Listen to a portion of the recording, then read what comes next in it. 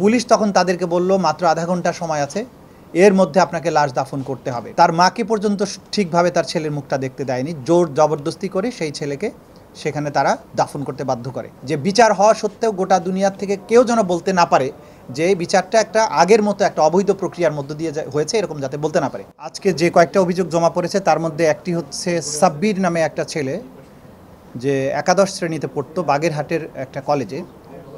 সে ঢাকাতে বেড়াতে এসেছিল, তার আত্মীয়ের বাসায় বেড়াতে এসে সেখান থেকে বাইরে ঘুরতে যাওয়ার কথা বলে আসলে সে ছাত্র আন্দোলনে যোগ দেয়। 19 জুলাই উত্তরার 7 নম্বর সেক্টরে সে পুলিশের গুলিতে নিহত হয়।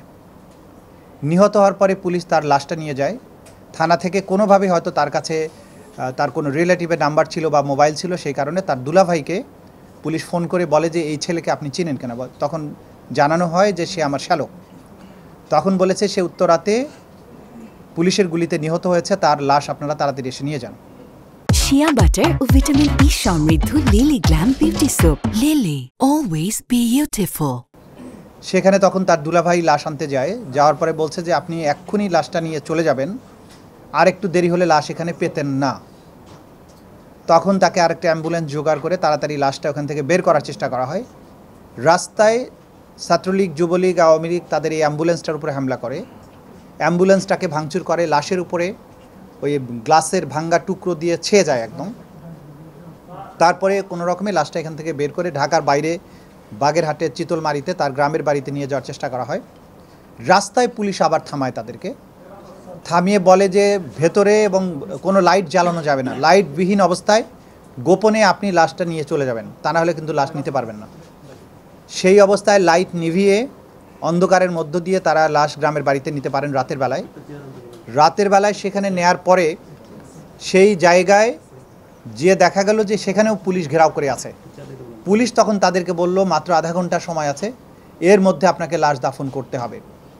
তার মাকে পর্যন্ত ঠিকভাবে তার ছেলের মুখটা দেখতে দেয়নি, জোর জবরদস্তি করে সেই ছেলেকে সেখানে তারা দাফন করতে বাধ্য করে। এইটা এই যে 9টা অভিযোগের মধ্যে এটা একটা অন্যতম হৃদয় বিতরক ঘটনা। সেই ভিকটিম আজকে এখানে উপস্থিত আছে।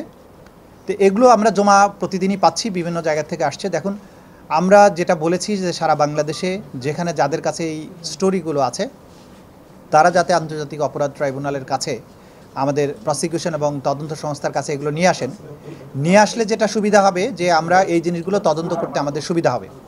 তো যথেষ্ট অভিযোগ ইতিমধ্যে এসেছে, কিন্তু যেহেতু অপরাধের মাত্রা অনেক বেশি হয়েছে, যেখানে যা কিছু ঘটেছে সংশ্লিষ্ট যারা আছেন আমরা বারবারই আহ্বান জানিয়েছি, ভিকটিম পরিবার, প্রত্যক্ষদর্শী এবং আমরা যে বিভিন্ন সংস্থা আছে, পুলিশ বলেন, হসপিটাল বলেন, অন্যান্য সংস্থা এবং ছাত্র আন্দোলনকারীরা যারা এই বিপ্লবটাকে সফল করেছেন তাদের সবার কাছে আমরা আহ্বান জানিয়েছি যে বিপ্লব সফল হয়েছে বাংলাদেশে।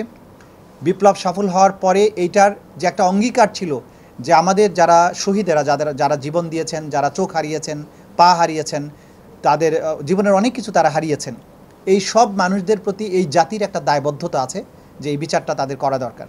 সেই বিচারটা দ্রুততম সময়ের মধ্যে করতে হলে তদন্ত সংস্থার কাছে, প্রসিকিউশনের কাছে তথ্যগুলো আসা খুবই জরুরি। সেই কারণেই আমরা সবাইকে আহ্বান জানাচ্ছি আপনারা এগুলো আমাদের কাছে পৌঁছানোর ব্যবস্থা করেন এবং এই তদন্ত প্রক্রিয়া, এভিডেন্স কালেকশনের প্রক্রিয়া, এই সবগুলোকে এমন একটা পর্যায়ে নিয়ে যাওয়া যে বিচার হওয়া সত্ত্বেও গোটা দুনিয়ার থেকে কেউ যেন বলতে না পারে যে বিচারটা একটা আগের মতো একটা অবৈধ প্রক্রিয়ার মধ্য দিয়ে হয়েছে, এরকম যাতে বলতে না পারে। সে কারণে এখন আমাদের প্রায়োরিটি হচ্ছে, আমরা চেষ্টা করছি, সরকারের কাছেও আমরা অনুরোধ করছি যে দ্রুততম সময়ের মধ্যে ট্রাইব্যুনালটা পুনর্গঠন হোক।